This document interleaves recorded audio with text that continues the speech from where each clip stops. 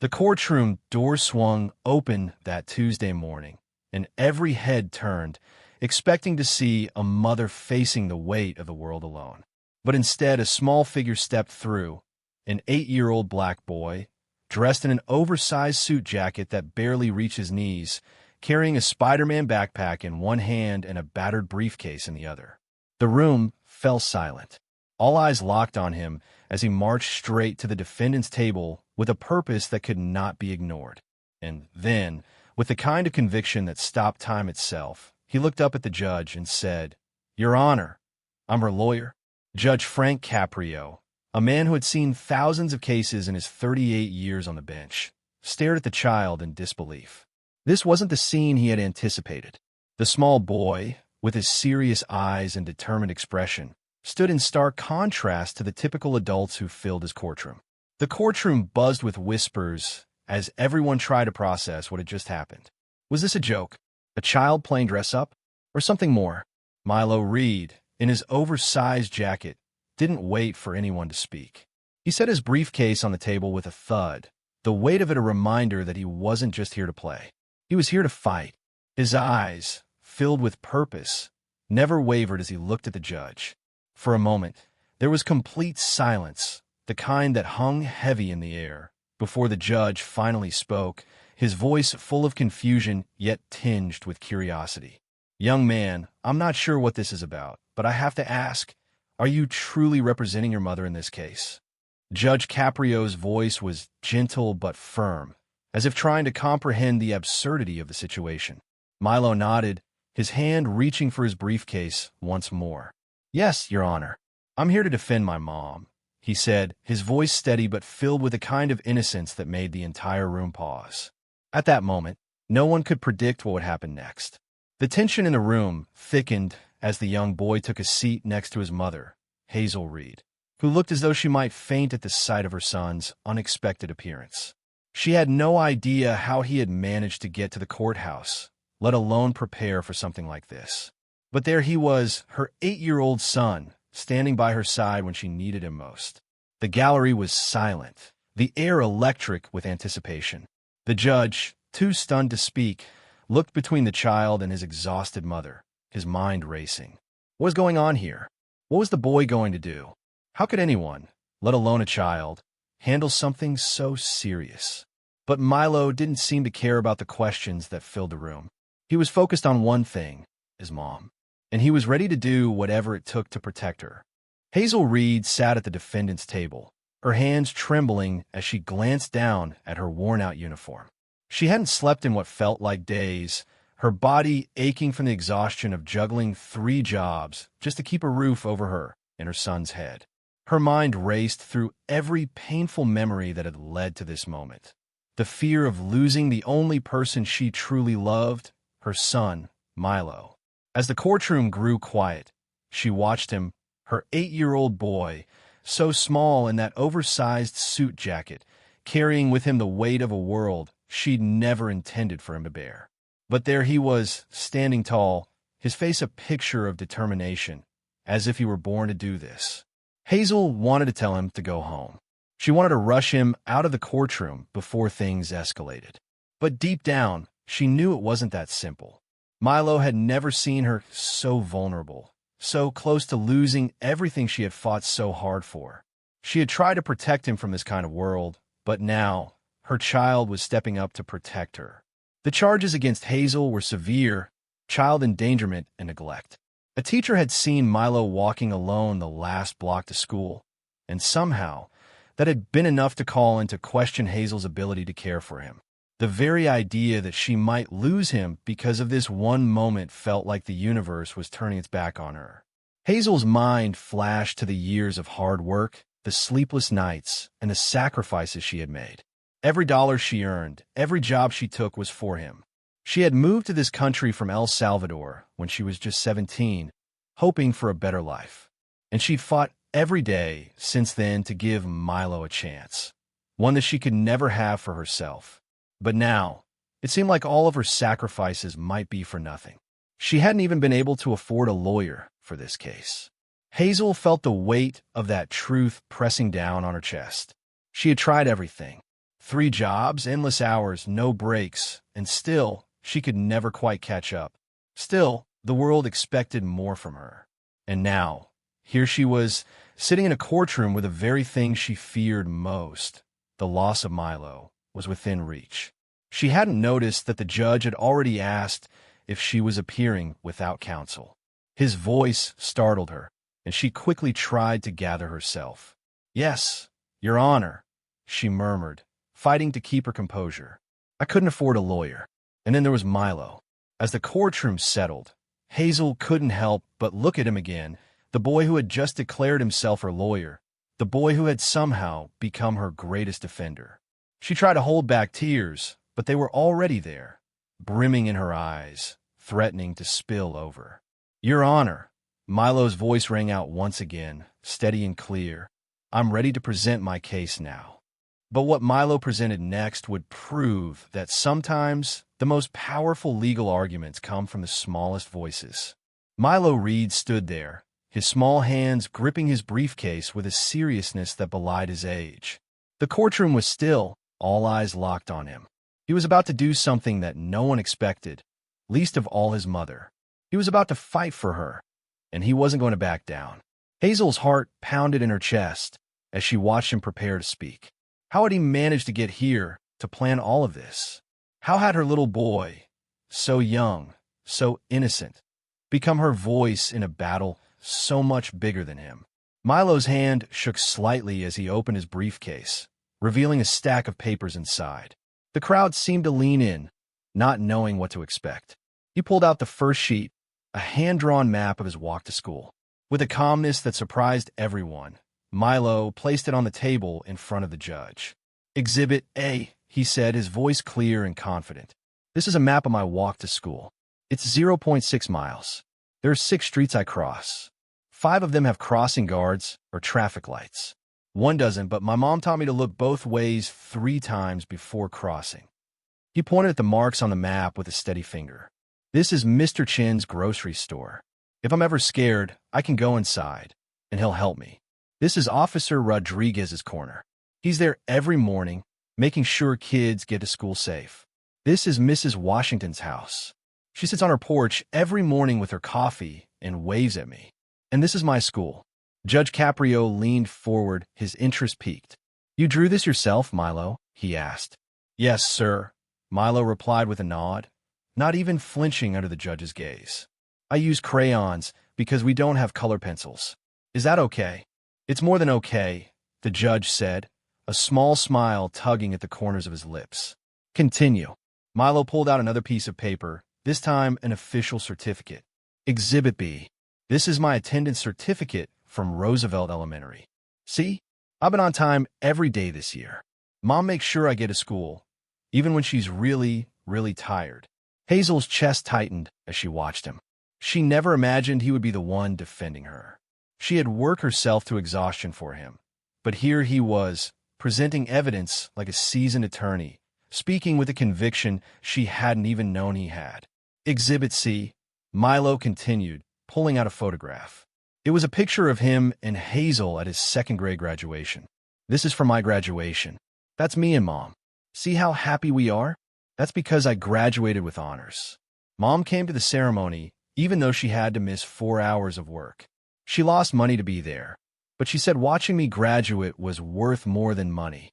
Hazel wiped a tear from her eye, but she didn't speak. She didn't know what to say. She had always hoped to be a good mother, but seeing her son speak like this, seeing him stand up for her in front of a room full of strangers, it was more than she could bear. "Exhibit D," Milo said, pulling out his homework notebook. "Mom checks my homework every single night. See? Every page has her signature. She helps me with math, even though she's really tired. She listens to me read, even though she has to wake up in 4 hours. She never misses." Milo's voice wavered slightly, but he pushed through. "But this is the most important thing I have to show you." He reached into his briefcase again and pulled out a composition notebook, its cover decorated with stickers and doodles. "Exhibit E," he said. "This is my journal.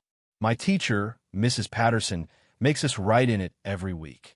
I brought it because I wrote something last month that explains everything. He flipped it open and began to read in his small, steady voice. My Hero, My Mom by Milo Reed. My mom is my hero because she never gives up.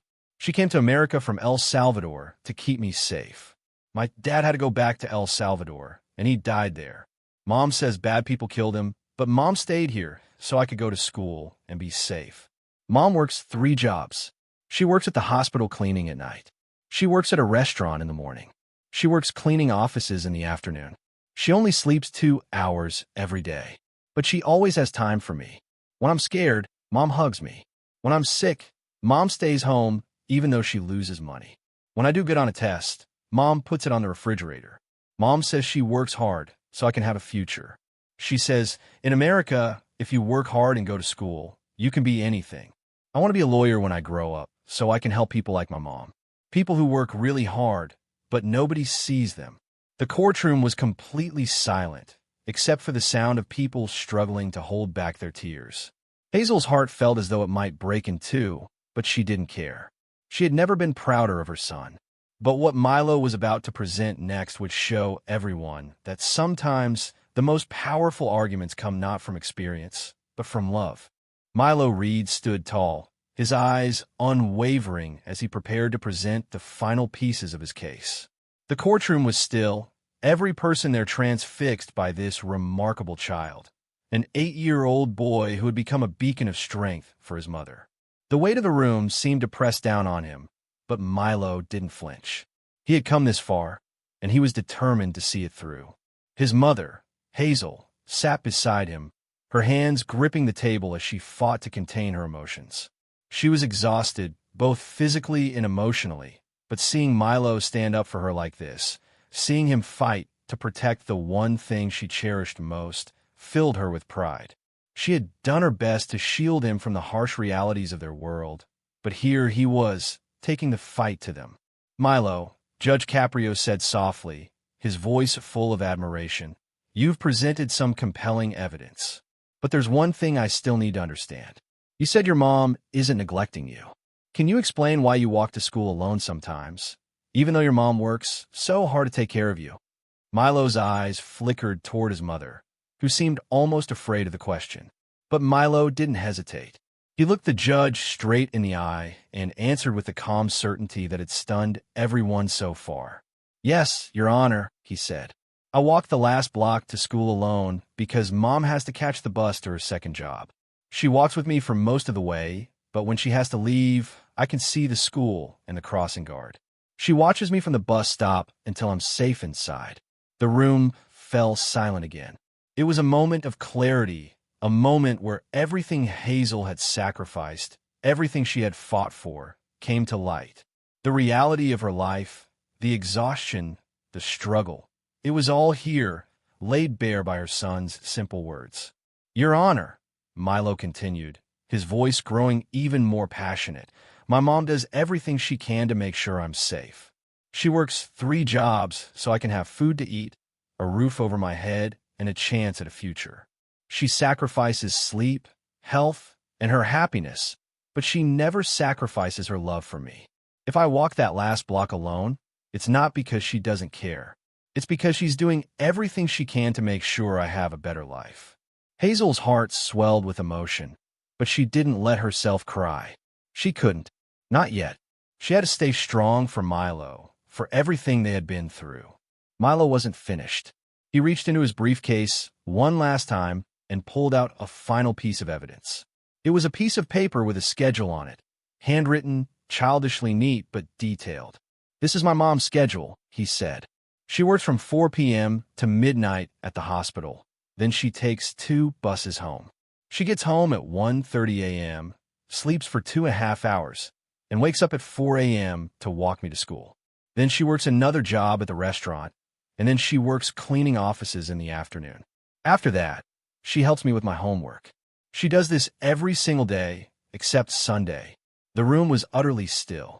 Even the prosecutor, who had been focused on presenting her case, found herself looking down at her notes, as if trying to process what was unfolding before her eyes. Milo wasn't just presenting facts. He was telling the story of a mother's tireless love. And in doing so, he was showing everyone that neglect wasn't the issue. The issue was a system that punished a mother for working too hard, for sacrificing everything to give her son a chance at a better life. Milo looked up at the judge again, his eyes full of resolve. "Your Honor, I made the schedule because I want you to understand. Mom works so hard to take care of me. She never sleeps enough. She never gets to take a break. But she does it all because she loves me. And that's not neglect. That's love. I want you to see that." But as the case continued to unfold, one question lingered in the air. Could the law see the difference between neglect and sacrifice? The tension in the courtroom was palpable as Judge Caprio sat back, his gaze fixed on the mother and child before him. Every word spoken by Milo had struck a chord, but now Hazel could feel the weight of the room's collective eyes upon her. She had spent years working herself to the bone to give Milo the life she never had. But today, it seemed like all her sacrifices might be in vain. Hazel's hands trembled as she wiped the sweat from her forehead. She had never imagined this moment. The courtroom, the charges, her son standing up as her legal defense. Her mind was a whirlwind of thoughts, trying to process what Milo had just revealed. But the one thought that pierced through everything was the knowledge that he was right. He wasn't just defending her. He was speaking the truth. The kind of truth that no one had bothered to see. The courtroom was quiet now, everyone waiting for the next move. The prosecutor, Jennifer Martinez, seemed caught off guard by Milo's passionate defense. She had expected to see a helpless, struggling mother, someone to easily blame for the situation. But instead, she had witnessed the powerful bond between mother and child, a bond that transcended all legal arguments. "Milo," Judge Caprio said, his voice thick with emotion, "I want to ask you something. Do you feel safe walking to school by yourself?" Milo didn't hesitate. "Yes, Your Honor.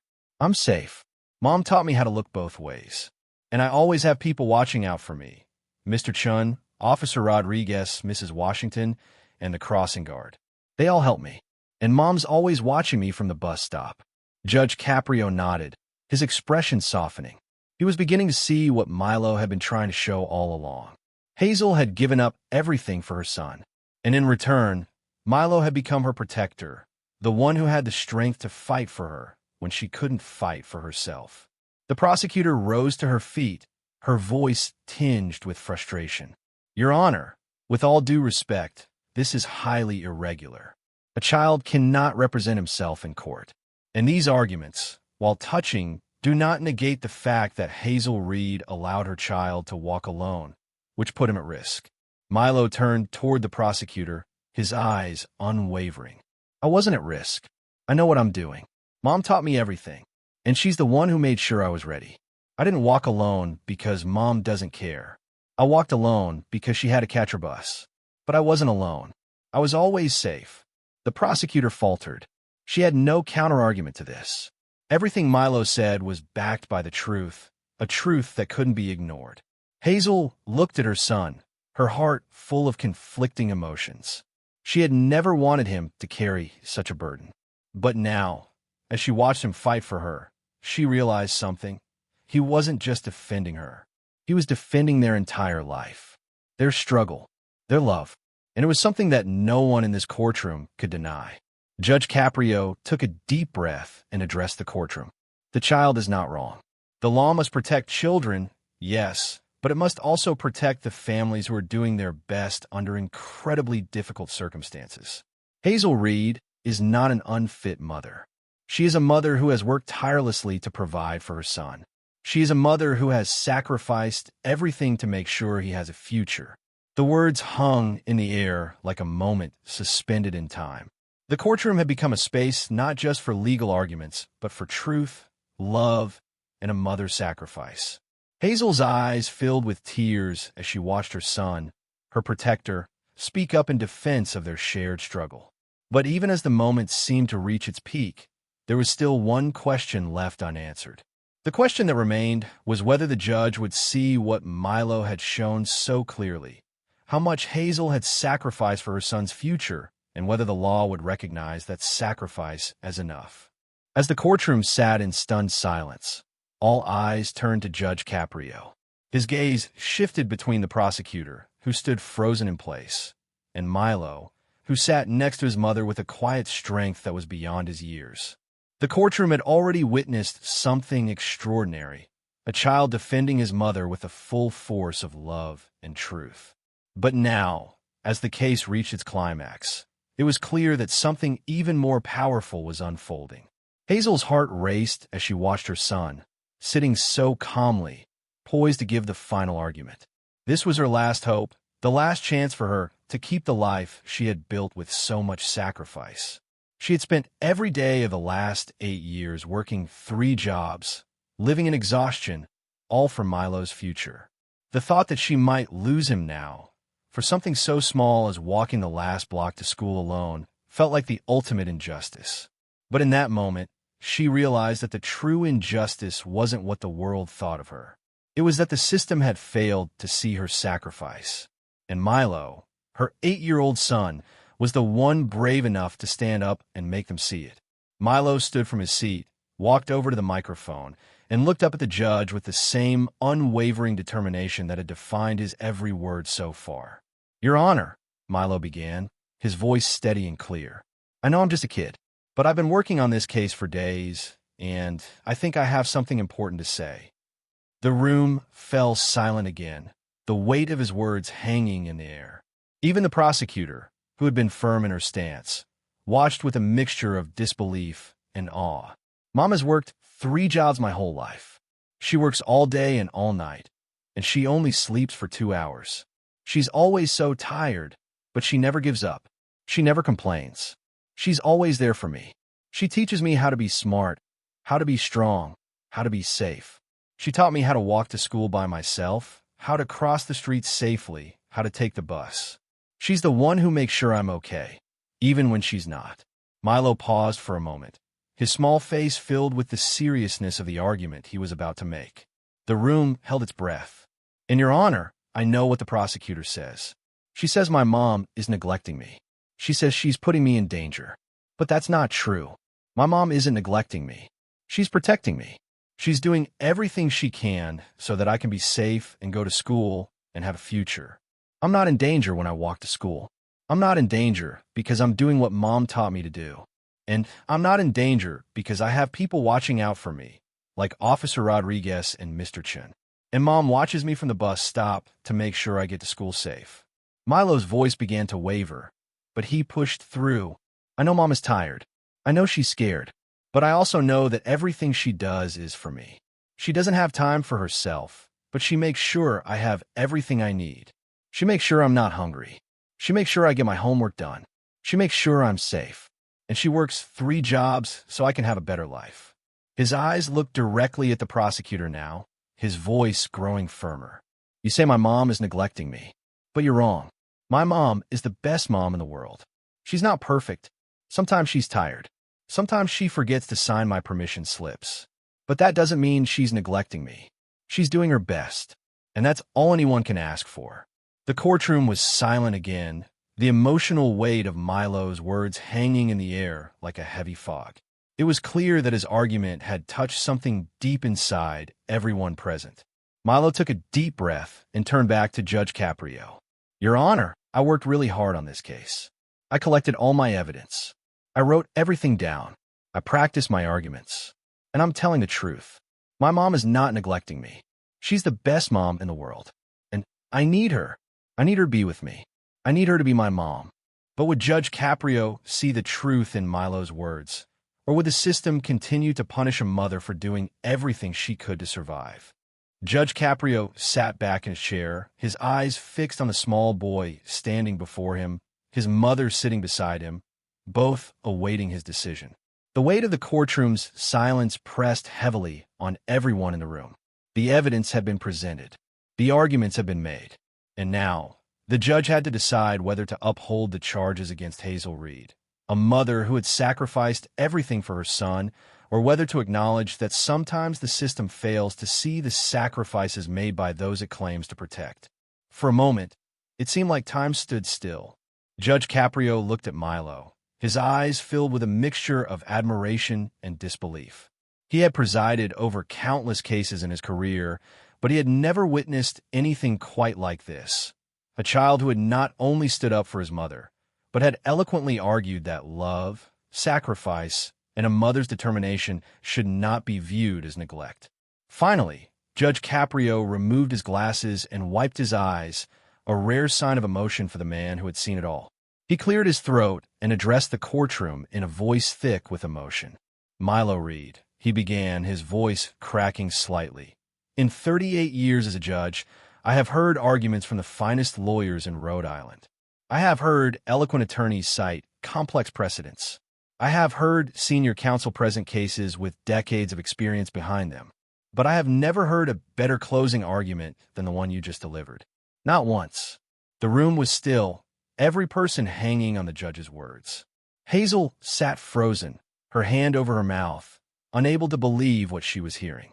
She looked at Milo, who stood there, his eyes wide, processing the weight of the judge's statement. Judge Caprio turned to the prosecutor, who stood motionless.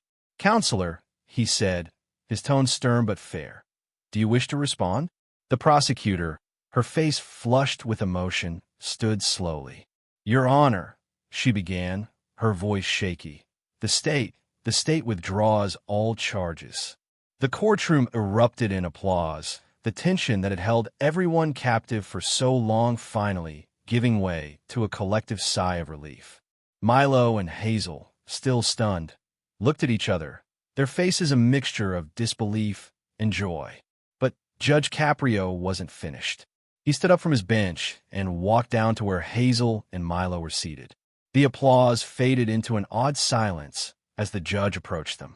"Milo," he said, "your mother, Hazel Reed, is not a neglectful parent. She is the opposite. She is a parent who has sacrificed sleep, health, personal happiness, and every comfort to give you the life you deserve. You are a young man of extraordinary courage, intelligence, and compassion. And your mother is the reason you are who you are." Hazel's tears flowed freely now as she stood, her hands trembling, overwhelmed by the weight of the moment. The judge's words were a balm to her heart, a validation of everything she had worked for, everything she had fought for. "Milo," Judge Caprio continued, his voice gentle but firm, "you have proven beyond a shadow of a doubt that your mother has raised you right. Your courage today, your intelligence, your love, all of that comes from her. And it's clear that she is a mother who will move mountains for you, just as you've shown you would for her." The judge paused, then turned to Hazel. "Mrs. Reed," he said, his voice full of conviction, "you are not just a fit mother. You are a hero, and it is my honor to dismiss these charges. More than that, I am issuing a formal court finding that you are a fit parent, one who has gone above and beyond in caring for your child under extraordinarily difficult circumstances." Hazel collapsed into Milo's arms, sobbing with relief and gratitude.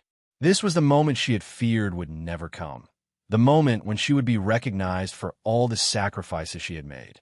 And now here it was. But the judge wasn't done yet. He pulled a piece of paper from his robe pocket and handed it to Hazel. "Mrs. Reed, I've made some calls.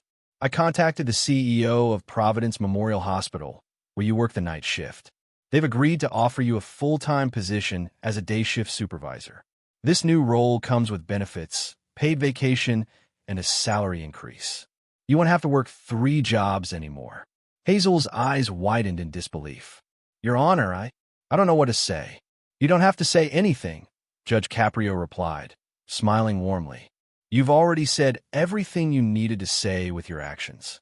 Now it's time for the system to help you, not punish you." The judge turned to Milo. "And Milo, you mentioned wanting to be a lawyer when you grow up. I'm going to make sure you have the opportunity to do that. I'm personally starting a college fund for you, and I'm donating $10,000 to it." The room erupted in applause once again as the judge looked back at Hazel. "I've also contacted an immigration attorney who is taking your case pro bono to help you apply for permanent residency. You and your son deserve the security of knowing this is your home." Milo stood there, his eyes wide with awe as the judge continued.